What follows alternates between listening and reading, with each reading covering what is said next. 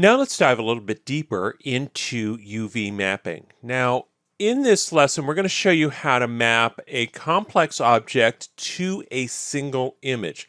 Now, typically, when you work with objects in Maya, you'll want to UV map one object to one texture.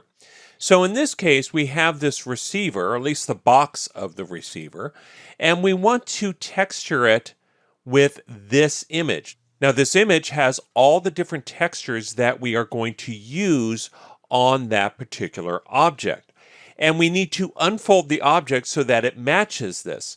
Now, in production, it usually makes sense to have one texture per object. You don't want multiple images and textures going to one object because it gets kind of messy. So let's show you how to map this to this one texture.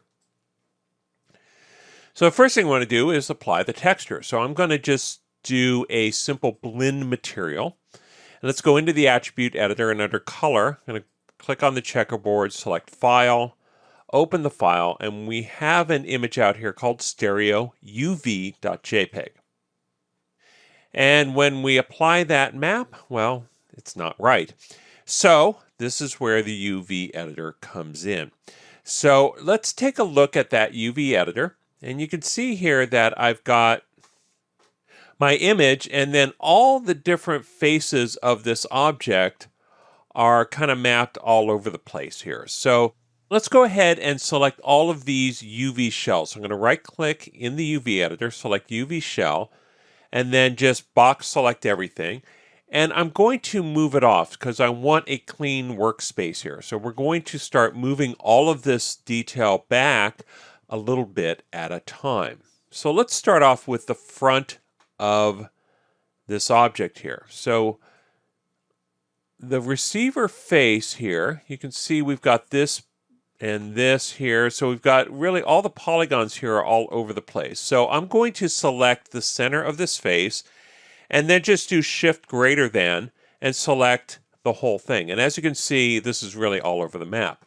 But like we did before, we can put a planar map onto this. Now we can do this in one of two places. We can go into UV planar, but we can also do this in our UV editor by doing create planar, and that creates a planar map. But as you can see, it's rotated off, and we ran into this problem before. So let's go into our attribute editor and make our projection width a little bit bigger. So I'm going to go ahead and make that say 1.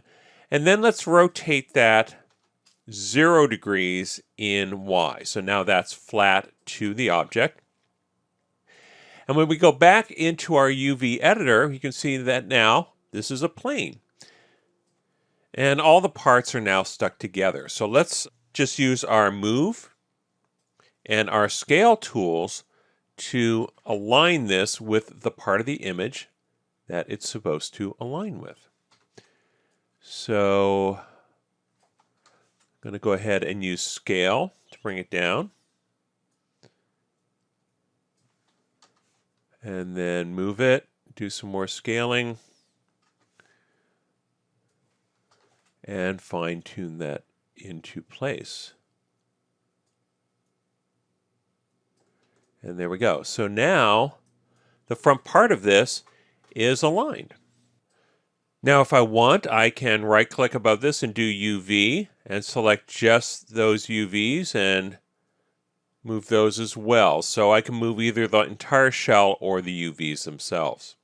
I'm going to go back into shell mode. And now let's do something a little bit simpler here, which might be the top or the bottom of this particular object here. So right now, I've got this plane here, which is essentially the top. So if I rotate that and move it into place, you'll see that we can basically get this without too much problem. Now this has already been mapped a little bit, but one of the things about this is that we have the sides of this, which are here, are actually part of the side panels. So these side panels are supposed to be wood. So let's go ahead and texture those. Now we can do that by selecting all of the polygons and then mapping them, and then we may have to do some additional work. So I'm going to go ahead and select face, and then shift select all of these side faces here, and as you can see, it's this object in the UV editor. But then I'm going to expand that by one face by hitting greater than, and now you can see that all of these other faces are really, again, all over the map. So let's map this using automatic mapping, and that brings it here. Again, the scale's a little bit off, but let's take these different parts and stick them together. So what this did was it did automatic mapping, which essentially shoots mapping from all of the different axes, so X, Y, and Z. And because this has 5 sides, we have 5 different little UV shells here. So again, I'm in UV shell mode here. And so each one of these shells is a separate map. But we want this all to stick together. So we can do that by using a couple of tools here. So the first object here is the side, and as you can see, the top of this has a smaller face along the top, and so that's how we can tell where the top is versus the bottom. So this face, or this UV shell, is actually the very top of that. So let's go ahead and align that and kind of stitch everything together. So we can do that by moving into place, right-clicking, going into UV mode.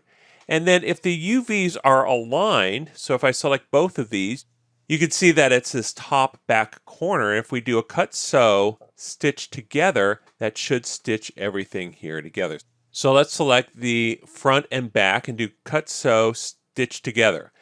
And now that heavy line goes away, and this is all one UV shell. So now I've created a shell. Let's do the same on the other side. So one of the things about this is that you need to make sure that these are aligned. So this and this need to be aligned, but if we look at it from the bottom, you'll see that they're opposite corners. So actually this one here needs to be aligned with this one. So I'm going to select this UV shell and rotate it 180 degrees all the way around, and then again move it into place. And then go back into UV mode. So if I select this one, it's that outside corner, and this one here is that front corner. And again, cut sew, stitch together. So now, if I select this UV shell, I've got all of these, but I still need the front and the back. So the front panel is this one. Now remember, the front is down here. So this panel aligns with the bottom. So I'm going to select those. I'm selecting UVs. You can select the shell or UVs. It doesn't really matter. And then rotate that 90. Move it into place. Select all the UVs. And again, we're just going to cut and sew. And let's do the same for the top here. Again, we're going to select that. Rotate it around. Make sure you get the right direction. So again, you can tell by the detail here. So this thin side here aligns with the corresponding side. And then stitch together. So now that I have all this, I have a UV shell. And all of this side is now one object here in the UV editor. It makes it much easier to manage. And now I can scale that and move that into place and position it and get my texture exactly the way that I want. And because these are all stitched together, the texture will be continuous along all of these edges. So if we go back in object mode here, you can see that this is a very nice texture. It goes very seamlessly over those edges. And so now that we understand this process, we can do the rest of this. I've gone ahead and opened up my final version, and we've basically done the same process on the other parts of this object. So if we go into the UV editor, you'll see that now it's very, very nicely arranged. So I have a UV shell here, And actually that's a little bit off there, so we can move that into place. So I have a UV shell here for the side, for the top, the bottom, the back, and so on. And this is all on one image. So now I don't have to manage multiple images. I can just use one image for the entire object.